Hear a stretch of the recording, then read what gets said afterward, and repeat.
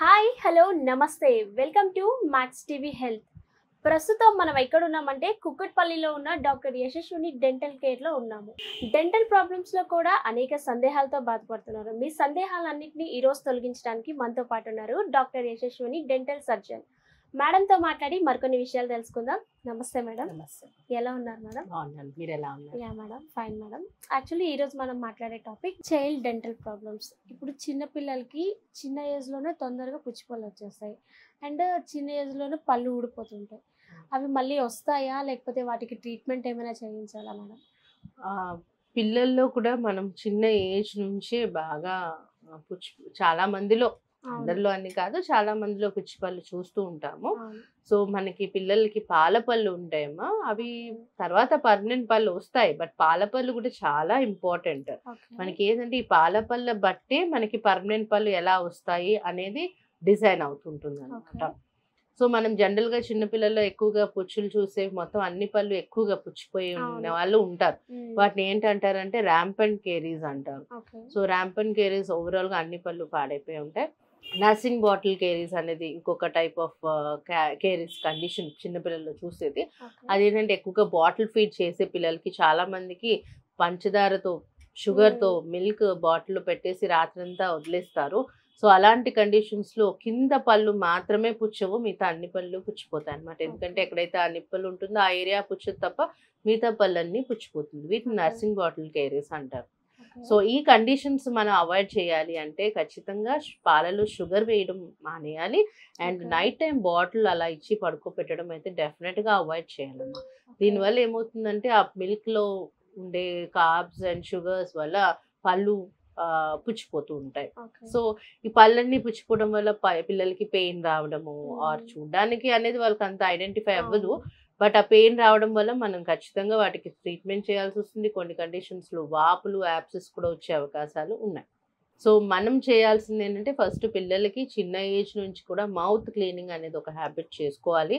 అంటే నెలల పిల్లల నుంచి కూడా కనీసం కాటన్తో క్లీన్ చేయడము, పళ్ళు రానప్పుడు కూడా గమ్స్ క్లీన్ చేయడం, పళ్ళు వచ్చినప్పటి నుంచి క్లీన్ చేసుకోవడం, ఇవన్నీ చేసుకోవాల్సి వస్తుంది. అండ్ కొంచెం వయసు పెరిగే కొద్ది చాక్లెట్స్ అవి తింటారు పిల్లలు, దానివల్ల కూడా కొన్ని పుచ్చులు ఎక్కువగా ఉంటూ ఉంటాయి. సో ఆ స్టేజ్లో కూడా పిల్లలకి చెప్పాల్సింది ఏంటి అంటే మీరు ఏమైనా తింటే, మనం కంప్లీట్గా అవాయిడ్ చేయలేము, సో ఏమైనా తింటే ఖచ్చితంగా నోరు పుక్కిలించుకోండి. నోరు పుక్కిలించుకుంటే అక్కడ అక్యుములేషన్ ఉండదు, దానివల్ల పళ్ళు పుచ్చడం కూడా చాలా మటుకు కంట్రోల్ అవుతుంది. అండ్ ఇవి చేసుకుంటూ కూడా ఫ్లోరైడ్ టూత్పేస్ట్ వాడడం, అంటే కనీసం పిల్లలకి ఒక 8 to 10 years వచ్చేదాకా ఫ్లోరైడ్ టూత్పేస్ట్, పిల్లల కిడ్స్ పేస్ట్ వేరేగా ఉంటాయి, మనం వాడే పేస్ట్లే పిల్లలకి వాడకూడదు. ఫ్లోరైడ్ కాంటెంట్ పేస్ట్లో ఎక్కువ ఉన్నప్పుడు పుచ్చుపళ్ళు వచ్చే అవకాశాలు చాలా తక్కువ ఉంటాయి. సో కిడ్స్ పేస్ట్ వాడుకుంటూ ఏం తిన్నా పుక్కిలించుకుంటూ పిల్లలకి ఇది ఒక హ్యాబిట్ చేయాలన్నమాట. వాళ్ళకి రేపొద్దుట ఫ్యూచర్లో కూడా బాగా హెల్ప్ అవుతుంటుంది. ఇది చేస్తూ మనకి ఏవైతే ఆల్రెడీ పుచ్చు వచ్చిన దాన్ని మనం ట్రీట్ చేయాలి, మనం రాకుండా అవాయిడ్ చేయడానికి ఇవి చేస్తాం. ప్రాబ్లం వచ్చిన తర్వాత దానికి ట్రీట్మెంట్ ఏంటంటే అవసరమైన కండిషన్స్లో ఫిల్లింగ్ చేసుకోవాలి. కొన్ని కండిషన్స్లో పల్పాటమీ అని ఉంటుంది పిల్లలకి, అక్కడ కాల్షియం హైడ్రాక్సైడ్ పేస్ట్లు పెట్టి అది మళ్ళీ డెవలప్ అయ్యేదాకా చూసుకొని అలాంటివి చేసుకుంటూ ఉంటాం. పిల్లలు వచ్చే ప్రాబ్లమ్స్ని వీలైనంత వరకు పన్ను తీయకుండా అది ఎప్పుడు ఊడాలో అప్పుడు ఊడేదాకా మనం దాన్ని మెయింటైన్ చేస్తాం. ఫిల్లింగ్స్ చేసుకోవడము, పిల్లల్లో రూట్ కెనాల్స్ పల్పాటమీ లాంటివి చేసుకోవడము, ఇలాంటివి చేస్తూ ఉంటాం. కొన్ని కండిషన్స్లో మనకి పన్ను దానికి అదే బాగా పుచ్చిపోయి పడిపోవడం కానీ, కొన్ని కండిషన్స్లో మనమే తీయాల్సి వస్తుంది పాల పన్ను. సో అలాగా ఊడాల్సిన టైం కన్నా ముందు కనుక పాల పన్ను ఊడిపోతే దాని సక్సెసర్ అంటే వచ్చే పన్ను వేరే ప్లేస్లో వస్తుంది. సో వంకర పళ్ళు వచ్చే అవకాశాలు చాలా ఎక్కువ ఉంటాయి అన్నమాట. సో ఇలాంటి కండిషన్స్లో మనం ఏంటంటే స్పేస్ మెయింటైనర్స్ అనేవి ఉంటాయి. సో ఆ పన్ను కనుక ఊడిపోతే ఆ వచ్చే పన్ను వచ్చేదాకా అక్కడ స్పేస్ మెయింటైన్ చేయాలి, దాని ప్లేస్ అలాగే ఉంచాలి. దానికి స్పేస్ మెయింటెనెన్స్ అప్లయన్సెస్ ఉంటాయి, అవి వాడుకుని ఆ ప్లేస్ని అలా మెయింటైన్ చేస్తాం. ఇవి కాకుండా ఊడాల్సిన దానికన్నా ముందు ఊడితే ఎలా అయితే వంకర పళ్ళు వస్తాయో, ఊడాల్సిన టైం కన్నా డిలే అయినా కూడా పిల్లలకి వంకర పళ్ళు వచ్చే అవకాశం ఉంటుంది. అంటే డిలేడ్ పళ్ళు చాలా స్లోగా ఊడిపోతున్నాయి అనుకోండి, సో రావాల్సిన పన్ను ముందు వచ్చేస్తుంది, ఈ పన్ను లేటుగా ఊడుతుంది. సో ఈ లేటుగా ఊడే పాల పన్ను ఏం చేస్తుంది, వచ్చే పన్నుకి అడ్డుగా ఉంటుంది. దాంతో ఇది వేరే పొజిషన్లో ఎరప్ట్ అవుతుంది. సో ఇలాంటి కండిషన్స్ లేట్గా పళ్ళు ఊడుతున్నప్పుడు కూడా మనం చూసుకుని జాగ్రత్త పడి ఊడాల్సిన టైంలో తీసేయాల్సి వస్తుంది. దీన్ని ఏమంటారంటే సీరియల్ ఎక్స్ట్రాక్షన్ అంటారు. సో పిల్లలకి జనరల్గా from around 7 to 8 years or 6 నుంచే బెటర్. 7 to 8 years నుంచి ఒకసారి డెంటిస్ట్ దగ్గర రెగ్యులర్ ప్రాబ్లం ఏమీ లేకపోయినా రెగ్యులర్ చెకప్స్ చూపిస్తూ ఉంటే ఏమైనా పళ్ళు ఊడాల్సిన ఏజ్లో ఊడట్లేదా, ఏదైనా మైనర్ ప్రాబ్లమ్స్ ఉన్నాయా, అంటే పాల పళ్ళే కదా ఊడిపోతాయి మళ్ళీ వస్తాయి అనుకుంటాం, బట్ ఇవే మనకి వచ్చే పర్మనెంట్ పళ్ళకి ఒక డైరెక్షన్ చూపిస్తాయి అన్నమాట.